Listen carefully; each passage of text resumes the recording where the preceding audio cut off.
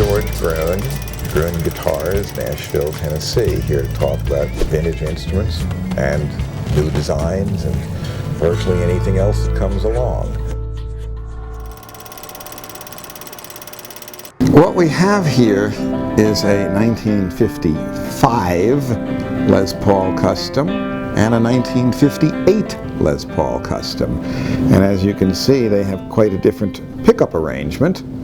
One has two pickups, the Alnico 5 rhythm pickup single coil with adjustable height rectangular magnets and a standard P90 black plastic soap bar pickup in the bridge position, and the other has three patent applied for humbucking pickups. The early version of the Les Paul Custom first came out in late 1953. Didn't appear in catalog literature until '54. It has a mahogany body with a carved top, and the top is simply carved from the mahogany. Unlike the gold top Les Pauls or the later Les Paul Standard with the sunburst finish, these do not have a maple top.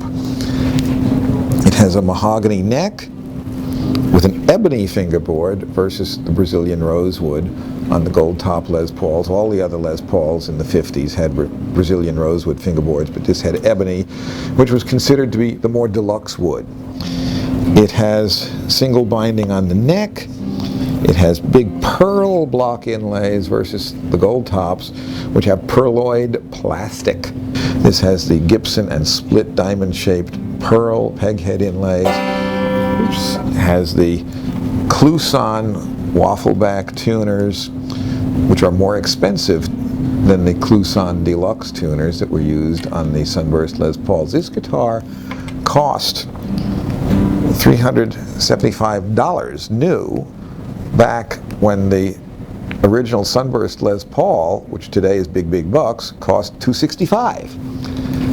But price when new and value now doesn't necessarily have much relationship. The Les Paul Custom came out with the so-called fretless wonder frets.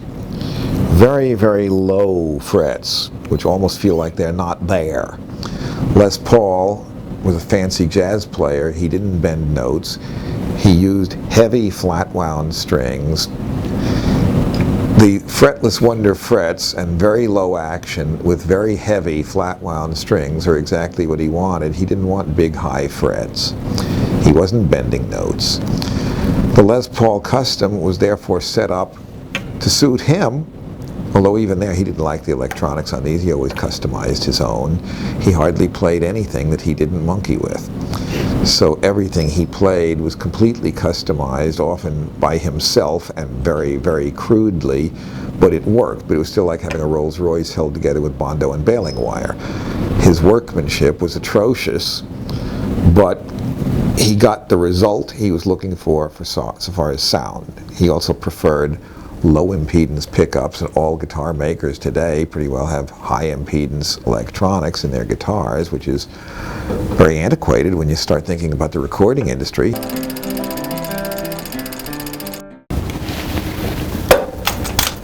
In mid-57, Gibson switched the specs to 3 humbucking pickups, but they still wired it with just a 3-position switch.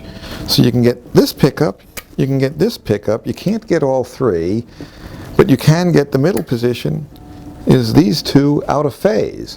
So what you have is a normal sounding lead, a normal sounding rhythm, and a super twangy middle position, whereas really most people for the middle position, they want these 2 and they want a nice mid sound, which this doesn't offer. So this model never really caught on. They sold a fair number of them to players in the 50s, but so far as players like Bloomfield, R&B players, never liked this. And today, this guitar is worth a whole lot less than a Les Paul Sunburst of the same age. A Sunburst Les Paul of this age with beautifully figured wood could be easily $200,000 or more. This guitar is $45,000.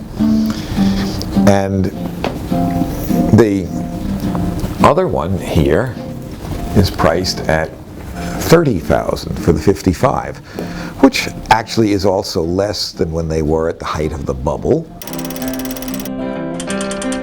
So list price when new does not necessarily equate to what they will be worth now.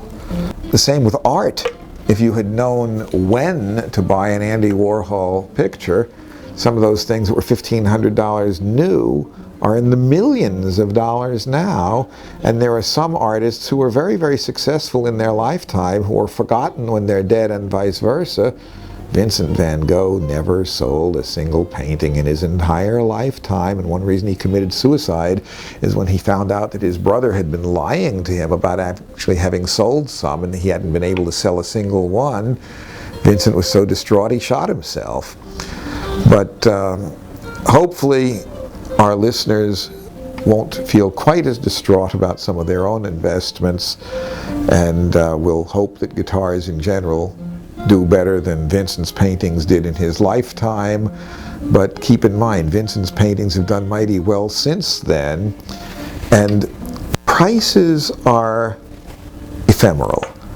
Information on the guitars is almost eternal. What this isn't going to change. The monetary price that someone may be willing to pay will change. So a video done giving a price may be accurate at that moment, but may seem ludicrously off a decade later. But the other information about the guitar, if it was accurately identified, that information will be just as valid 100 years from now. But there it is, 1955 Les Paul Custom and 1958 Les Paul Custom.